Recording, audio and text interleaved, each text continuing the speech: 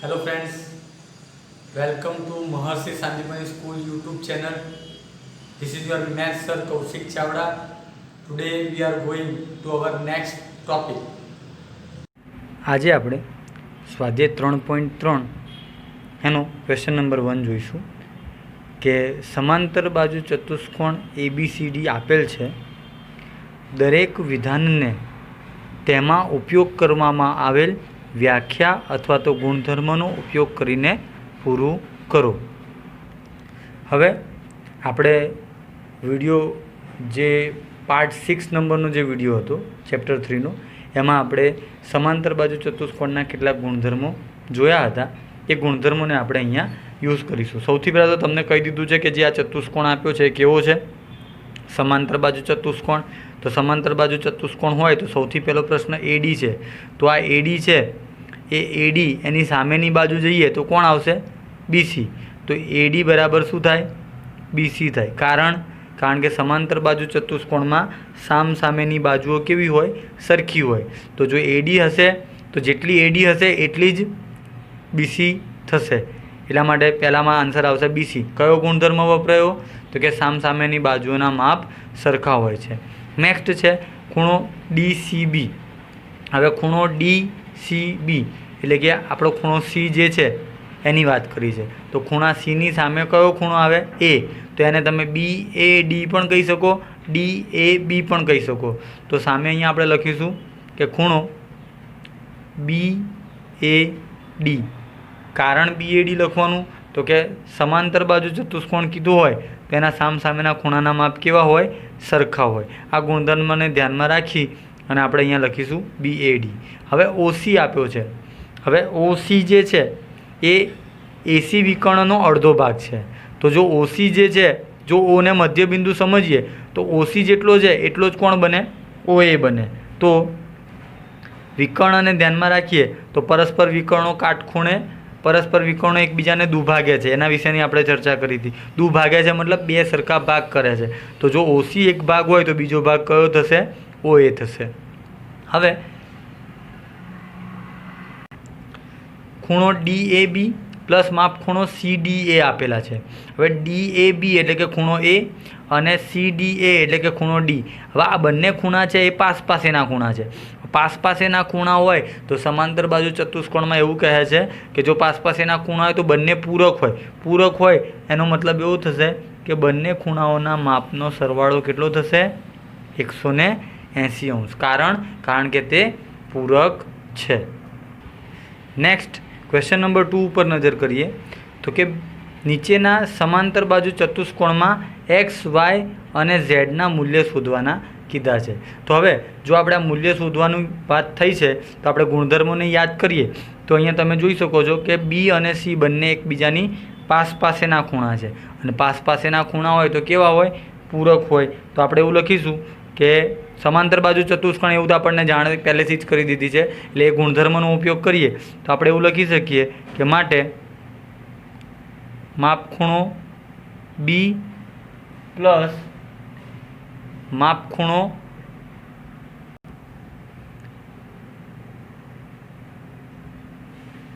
C બરાબર 180. આપણે કારણમાં લખવું હોય તો લખી શકીએ છીએ કે પાસેના ખૂણા હોવાથી શું છે? પૂરક છે. હવે પૂરક હોય એટલે બંનેનો સરવાળો થશે 180. હવે માપ ખૂણો B બરાબર તમને આપી દીધા છે 100. તો B બરાબર આપણે લખીશું 100 અંશ. માપ ખૂણો C બરાબર તમને ખૂણાનું માપ નથી પણ શોધવાનું બિંદુ આપ્યું છે X. તો X લખીશું ઇઝ ઇક્વલ ટુ 180. હવે જો આપણે 100 ને 180 તરફ એટલે કે રાઈટ સાઈડ મોકલી દઈએ તો 180 માઇનસ 100 ડિગ્રી થશે. માટે X બરાબર આપણને આન્સર મળશે 80 અંશ. એટલે કે આપણને Xનું મૂલ્ય મળી જશે. હવે આપણને X ખૂણાનું C ખૂણાનું માપ X બરાબર મળી ગયું છે. હવે આપણે જોવા જઈએ તો જો દાખલાને આગળ વધારીએ તો માપ ખૂણો બી અને માપ ખૂણો ડી બંને સામસામેના ખૂણા છે. હવે બંને સામસામેના ખૂણા છે એટલા માટે બંનેનું માપ કેવું થાય? સરખું. આપણને ગુણધર્મ કહે છે એ પ્રમાણે. તો સામસામેના ખૂણા બરાબર કારણ બતાવીશું આપણે કે ભાઈ માપ ખૂણો બી અને ડી સરખા છે. તો કારણ શું છે? સામસામેના ખૂણા છે. તો ડીનું માપ ખૂણા બીનું માપ આપણને આપ્યું છે 100 ડિગ્રી અને માપ ખૂણો ડી છે એ આપણને આપ્યો છે વાય.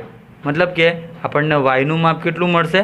100 ડિગ્રી. તમે અહીંયા વાયની બાજુઓ ચેન્જ કરીને y is equal to 100 degree લખો તો પણ એ સાચું જ કહેવાય.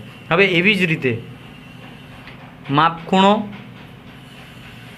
એ અને માપ ખૂણો સી બંને સરખા થાય, કારણ કે એ બંને ખૂણા પણ કેવા છે? સામસામેના ખૂણા. હવે સામસામેના ખૂણા હોવાથી જો આપણે ખૂણા એ વિશે વાત કરીએ તો ખૂણો એ આપણને કેટલો આપ્યો છે? ઝેડ. તો એ બરાબર આપણે લખીશું ઝેડ અને સી બરાબર આપણને કોણ આપ્યું છે? એક્સ. હવે એક્સની કિંમત આપણે મૂકીએ તો એક્સ બરાબર આપણને આન્સર મળ્યો હતો 80. તો x is equal two 80 degree લખીએ તો અહીંયા ઝેડની કિંમત શું મળશે? 80. તો આપણને રકમમાં કીધા પ્રમાણે એક્સનું મૂલ્ય, વાયનું મૂલ્ય અને ઝેડનું મૂલ્ય મળી ગયેલ છે. નેક્સ્ટ ક્વેશ્ચન 2નો બીજા નંબરનો દાખલો જોઈએ. તો અહીંયા આપણને ઝેડ છે બહિષ્કોણ સ્વરૂપમાં આપેલો છે, એક્સ અને વાય અંતઃકોણના સ્વરૂપમાં આપેલા છે. ઓકે. તો હવે આ પ્રકારના જે દાખલા છે એમાં સૌથી પહેલાં તો આપણે આનું નામાકરણ કરી દઈએ. તો નામકરણ કરીએ તો અહીંયા આવશે એ, બી, સી અને ડી. હવે સૌથી પહેલાં આપણે એક્સનું મૂલ્ય શોધવું છે. તો એક્સના મૂલ્યમાં ધ્યાનમાં લઈએ આપણે તો ડી અને એક્સ બંને જે છે એક બાજુના અંતઃકોણ એટલે કે પૂરક ખૂણાઓ છે. કેમ કે આપણે સમાંતર બાજુ ચતુષ્કોણમાં જોઈ ગયા કે પાસેના ખૂણા કેવા હોય? પૂરક. તો એ પ્રમાણે જોવા જઈએ તો આપણે એવું લખી શકીએ કે માપ ખૂણો એ પ્લસ માપ ખૂણો ડી બરાબર 180 અંશ. અને અહીંયા તમે કારણ દર્શાવી શકો છો. કારણમાં આપણે લખીશું પૂરક છે, કેમ કે પાસેના ખૂણા હોય તો એ કેવા હોય? એકબીજાને પૂરક હોય. હવે માપ ખૂણો એ બરાબર આપણને એક્સ કીધો છે, માપ ખૂણો ડી બરાબર આપણને 50 અંશ આપેલા છે અને ઇઝ ઇક્વલ ટુ 180 અંશ છે. તો આપણે શું કરીશું? X is equal two 180 minus 50 degree થશે. માટે x is equal two 130 degree થઈ જશે. આ આપણને એક્સનું મૂલ્ય મળે છે. હવે એક્સનું મૂલ્ય મળી ગયું એટલે આપણે જોઈ શકો છો કે એક્સ બરાબર 130 છે. તો ખૂણો એ અને એની સામેનો ખૂણો કોણ છે? સી. તો આપણે એવું લખી શકીએ માટે માપ ખૂણો એ ઇઝ ઇક્વલ ટુ માપ ખૂણો સી. કારણમાં આપણે દર્શાવીશું કેવા ખૂણા? સમાંતર બાજુ ચતુષ્કોણના સામસામેના ખૂણા છે અને સામસામેના ખૂણા હોય એટલે એના માપ કેવા હોય? સરખા. હવે એ બરાબર કોણ હતું? તો કે એક્સ અને સી બરાબર કોણ છે? તો કે વાય. હવે આપણે જોઈએ તો એક્સનું મૂલ્ય આપણને મળ્યું છે 130 અંશ. તો વાયનું મૂલ્ય પણ શું થશે? એક્સની કિંમત આપણે મૂકી દઈએ તો એક્સ બરાબર 130 મૂકીએ તો એક્સનું મૂલ્ય પણ 130 મળશે અને વાયનું મૂલ્ય પણ આપણને 130 અંશ મળશે. નેક્સ્ટ વાત કરીએ. નેક્સ્ટ જોઈએ તો અંતઃકોણો વિશેની વાત કરીએ તો માપ ખૂણો બી અને એની સામેનો ખૂણો બને છે માપ ખૂણો ડી, જે બંને અંદરના ખૂણા છે અને સામસામેના ખૂણા બને છે. આ ખૂણો બી થશે અને આ ખૂણો ડી થશે. આ બંને અંદરના ખૂણા છે અને સામસામે છે એટલે બંને કેવા થશે? સરખા. તો આપણે લખીશું સામસામેના ખૂણા. કારણ કે બંનેના માપ કેવા મળવાના આપણને? સામસામેના ખૂણા હોવાથી સરખા. હવે માપ ખૂણો બી આપણને આપ્યો નથી એટલે બી એમને એમ જ રહેવા દઈશું. માપ ખૂણો ડી બરાબર રકમમાં આપણને 50 અંશ આપેલ છે તો માપ ખૂણો બી બરાબર 50 અંશ થશે. હવે આ અંદરનું માપ આપણને 50 અંશ મળે છે. તો અંદરનું માપ અને બહારનું માપ તો અંતઃકોણ અને બહિષ્કોણ થયો. અંતઃકોણ અને બહિષ્કોણનો સરવાળો શું થાય? આપણે લખીશું માટે અંતઃકોણ પ્લસ બહિષ્કોણ બરાબર 180. કારણ તો કે પૂરક હોય, જ્યારે પાસેના ખૂણા જે બે હોય એ આ રીતના એક અંદર ને એક બહાર અંતઃકોણ બહિષ્કોણ સ્વરૂપે હોય તો એ બંને એકબીજાના પૂરક હોય છે. પૂરક હોય છે માટે અંતઃકોણનું માપ આપણે 50 ડિગ્રી બતાવીએ. બહિષ્કોણ આપણને Z આપ્યો છે એટલે આપણે અહીંયા Z દર્શાવીશું. ઇઝ ઇક્વલ ટુ થશે 180 ડિગ્રી. માટે Z is equal two 180 degree minus 50 degree. માટે Z is equal two 130 degree.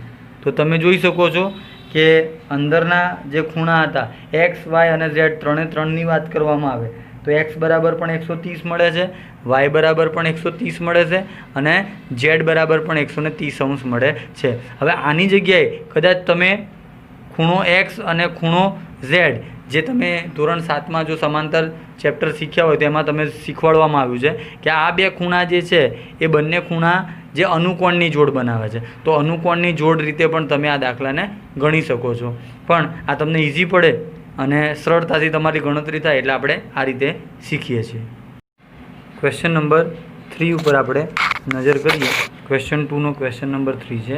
સૌથી પહેલાં તો આપણે આ જે ચતુષ્કોણ છે એ સમાંતર બાજુ ચતુષ્કોણનો જ એક પ્રકાર છે. તો આપણે સૌથી પહેલાં એને ABCD એવું નામ આપી દઈશું અને એનું જે છેદ બિંદુ જે છે બરાબર વચ્ચે જ્યાં વિકર્ણો છેદે છે એને આપણે O નામ આપીશું. હવે જો તમે આકૃતિ ઉપર ધ્યાન આપો તો ચતુષ્કોણ આ જે છે ABCD એમાં AOB જે છે એ કાટખૂણો દર્શાવે છે. તો આપણે લખીશું કે અહીં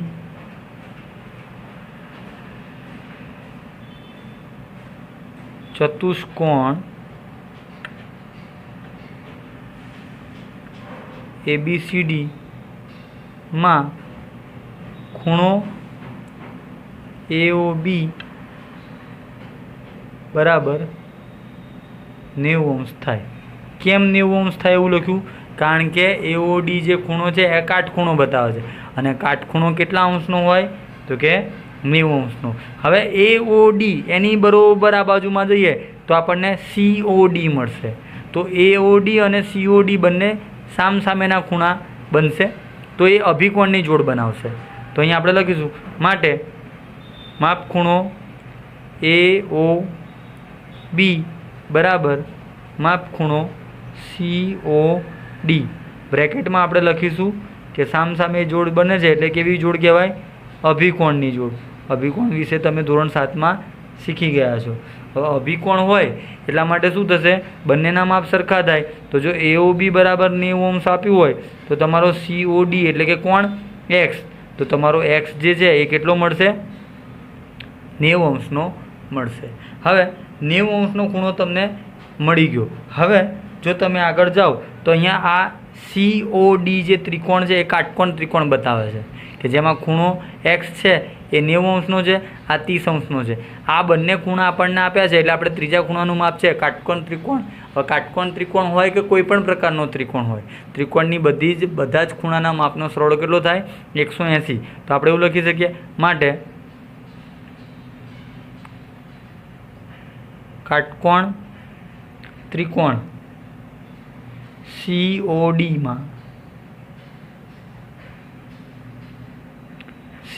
માં ખૂણો O કાટખૂણો છે અને બધા ખૂણાના માપનો સરવાળો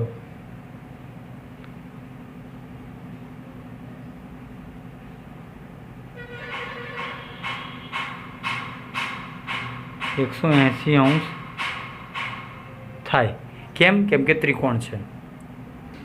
તો આપણે ખૂણાઓના માપનો સરવાળો કરીએ તો માપ ખૂણો C પ્લસ માપ ખૂણો O પ્લસ માપ ખૂણો D બરાબર આપણને આન્સર મળશે 180 અંશ. જ્યાં માપ ખૂણા Cનું માપ તમને આકૃતિમાં પહેલેથી જ આપેલું છે 30 અંશ પ્લસ માપ ખૂણો O જે અંદરની તરફ X બતાવે છે જેનું માપ આપણે હમણાં શોધ્યું 90 અંશ પ્લસ માપ ખૂણો D જે માપ ખૂણો D છે એને આપણે કહીશું Y ઇઝ ઇક્વલ ટુ થશે 110 80. હવે 30 અને 90 કરીશું તો 120 થશે પ્લસ વાય બરાબર 180 અંશ માટે વાય બરાબર 180 અંશ માઇનસ 120 અંશ માટે વાય બરાબર આપણને આન્સર મળશે 60 અંશ. તો એક્સ અને વાયની કિંમત આપણને મળી ગઈ.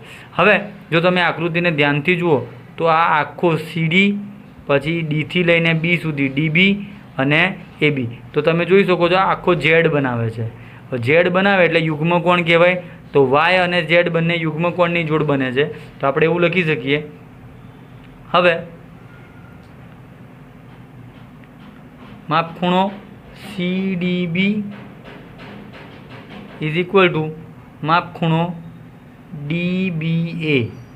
આ બંને ખૂણા જે છે સરખા છે. ઇઝ ઇક્વલ ટુ, કેમ ઇઝ ઇક્વલ ટુ દર્શાવ્યું? કારણ કે બંને ખૂણા શું બનાવે છે?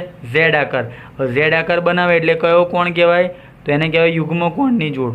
તો યુગ્મકોણની જોડ બનાવે છે એટલે યુગ્મકોણના માપ કેવા હોય? સરખા. હવે CDBમાં કયો ખૂણો હતો? તો કે વાય બિંદુ હતું. અને DBAમાં કોણ છે? તો કે ઝેડ બિંદુ છે. વાય બિંદુનું માપ કેટલું આવ્યું? 60 અંશ. તો 60 અંશ ઇઝ ઇક્વલ ટુ ઝેડ, મતલબ ઝેડનું માપ આપણને કેટલું મળશે? 60 અંશ. તો આપણો ખૂણો એક્સ મળ્યો. જે એક્સ બિંદુ હતું એ 90 અંશ મળ્યું. વાય 60 અને ઝેડ પણ 60 અંશ મળશે. ક્વેશ્ચન 4 જોઈએ તો ક્વેશ્ચન 4ની અંદર આપણને એક ચતુષ્કોણ આપ્યો છે. આપણે સૌથી પહેલાં આ ચતુષ્કોણ છે એનું નામકરણ કરીશું. તો અહીંયા આપણે લખીશું A, અહીં B, અહીંયા જે બિંદુ છે ત્યાં C અને D. નામકરણ કર્યા બાદ હવે આપણે જોઈએ તો આપણે એક સમાંતર બાજુ ચતુષ્કોણ છે. હવે સમાંતર બાજુ ચતુષ્કોણ છે તો સૌથી પહેલાં આપણે જોઈએ તો માપખૂણો B અને એની સામેનો ખૂણો થશે માપખૂણો D. આ બંને ખૂણા જે છે એ સામસામેના ખૂણા છે એટલે બંને કેવા હશે? સરખા. તો અહીંયા આપણે કારણ દર્શાવીશું. સામસામેના ખૂણા. હવે ખૂણો B બરાબર તમને આપી દીધા છે રકમમાં 80, જે અહીંયા તમે જોઈ શકો છો. અને D બરાબર તમને કીધું છે Y. તો આપણને વાયનું મૂલ્ય મળશે 80 ડિગ્રી. હવે આ 80 ડિગ્રીને ધ્યાનમાં રાખીને આપણે સૌથી પહેલાં એક્સનું મૂલ્ય શોધીએ. તો D અને A આ બંને જે પાસેના ખૂણા છે. હવે પાસેના ખૂણા હોય તો તમને ખબર છે કે માપખૂણો A પ્લસ માપખૂણો D બરાબર 180 અંશ. કારણમાં લખીશું પાસેના ખૂણા કેવા હોય? તો કે પૂરક. પૂરક છે એટલા માટે આપણે એને આ રીતે દર્શાવીશું. હવે માપખૂણો A બરાબર શું છે? તો કે x. માપખૂણો D બરાબર કોણ છે? y. અને yનું માપ કેટલું મળ્યું? 80. તો અહીંયા લખીશું 80 ઇઝ ઇક્વલ ટુ 180 ડિગ્રી. માટે x is equal two 180 degree minus 80 degree. માટે x is equal to 100 degree. મતલબ એક્સનું મૂલ્ય આપણને મળશે 100 અંશ. હવે જો ખૂણો A અને ખૂણો C જે અંદરની તરફનો ખૂણો છે આ બંને વિશે ચર્ચા કરવામાં આવે તો A અને C બંને સામસામેના ખૂણા બને. માટે હવે માપખૂણો A બરાબર માપખૂણો C થાય. હવે માપખૂણો A બરાબર હતો x અને માપખૂણો Cનું માપ આપણને આપ્યું નથી. માટે એક્સનું મૂલ્ય મળ્યું 100.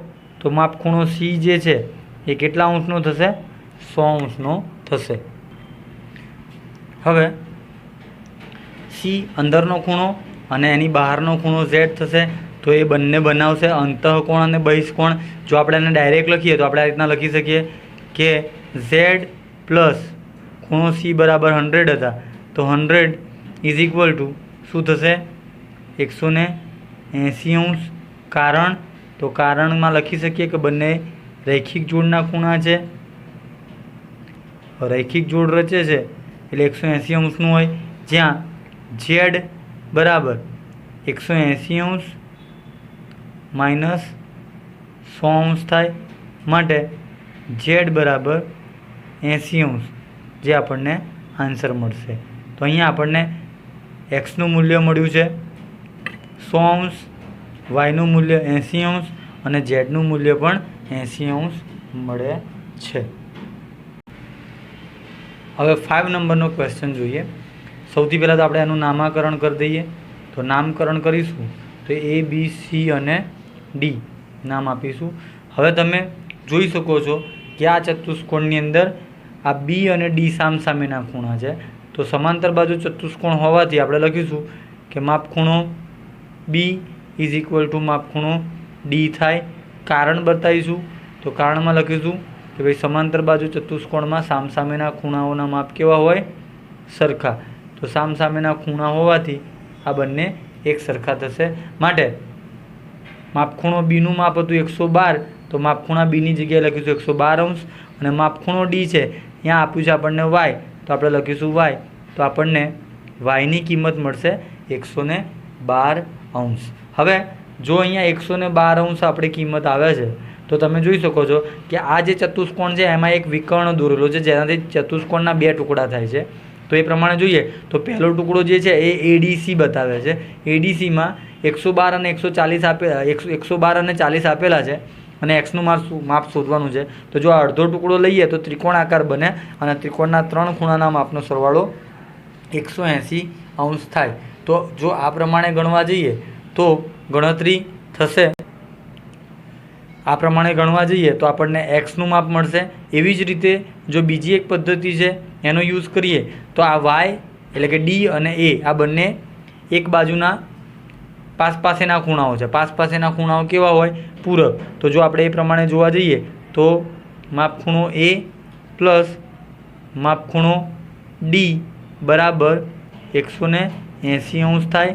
કારણ દર્શાવીશું કે ભાઈ પૂરક છે અને પૂરક હોય એટલે બેનો સરવાળો 180 અંશ થાય. હવે જે ખૂણો એ છે એ 40 અને ઝેડના ભેગા થવાથી બને છે, એટલે માપખૂણો એ જે છે એને આપણે લખીશું ઝેડ પ્લસ 40. ફરી એક વખત સમજીશું આ વાતને કે આ ખૂણો એ છે 2 ટુકડાથી બન્યો છે.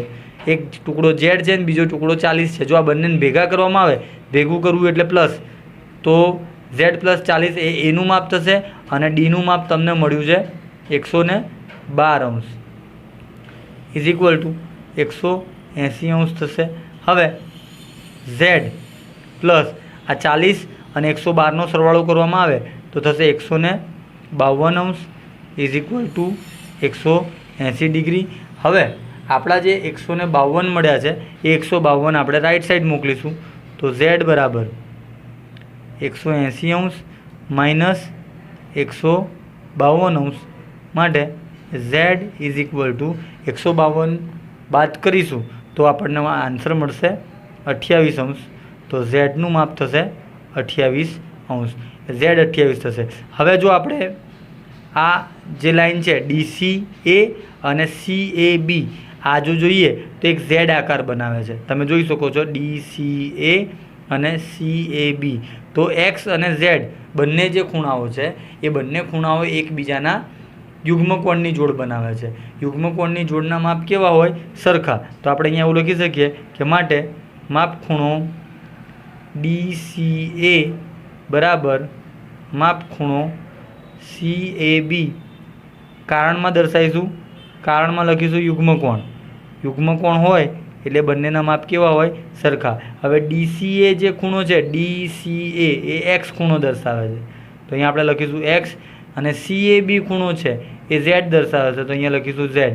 હવે ઝેડની કિંમત આપણને મળી ગઈ છે, તો ઝેડની જગ્યાએ આપણે ઝેડની કિંમત લખીશું 28 અંશ. તો આપણને એક્સ, વાય અને ઝેડ ત્રણની કિંમત મળશે. એક્સ 28, વાય 112 અને ઝેડ પણ 28 અંશ મળે છે.